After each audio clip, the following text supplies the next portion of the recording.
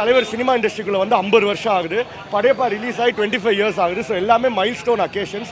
அந்த மாதிரி டைமில் நம்ம எல்லாருக்கும் பிடிச்ச படையப்பா வரும்போது மக்கள் வந்து இதை ஒரு புது படமாக தான் கொண்டாடுறாங்க. இதை ரீரிலீஸாகவே பார்க்கல. எல்லா தேட்டர்லேயுமே மெயின் ஸ்க்ரீன், செகண்ட் ஸ்க்ரீன் எல்லாம் இந்த படம் தான். கமலால் வந்து முதல் 3 டேஸுக்கு டிக்கெட்ஸே இல்லை, எல்லாமே சோல்ட் அவுட். ப்ரீ புக்கிங்கில் மட்டுமே 10,000 டிக்கெட்ஸ் விற்றுருக்கோம். இப்போ வர புது படங்களுக்கு கூட இவ்வளோ டிக்கெட் விற்குமானா அதுவே ஒரு கேள்விக்குறி தான். பட் 25 வருஷத்துக்கு முன்னாடி வந்த படத்துக்கு இவ்வளோ போகுதுன்னா அதுக்கு ஒரே காரணம் தலைவர் மட்டும்தான். அன்றும் இன்றும் என்றும் ஒரே சூப்பர் ஸ்டார், அது ரஜினி சார் மட்டும்தான். அந்த இடத்துக்கு யாரும் வர முடியாது, யாரும் பிறந்தும் வர முடியாது. அண்ட் எங்களுக்கு வந்து 1999 படையப்பா ரிலீஸ் ஆகும்போது கமலால் அது போடல. ஏன்னா உங்களுக்கு தெரியும், அப்போ ஒரு தேட்டரில் போட்டால் இன்னொரு தேட்டரில் போட மாட்டாங்க. அப்போ உதயத்தில் வந்த படம் அது டாடி அடிக்கடி சொல்லுவாங்க. அந்த வருத்தம் எங்களுக்கு இத்தனை வருஷமாக இருந்துச்சு. இன்றைக்கி தான் அந்த வருத்தமே போகுது. ரசிகர்கள் பயங்கரமாக கொண்டாடுறாங்க.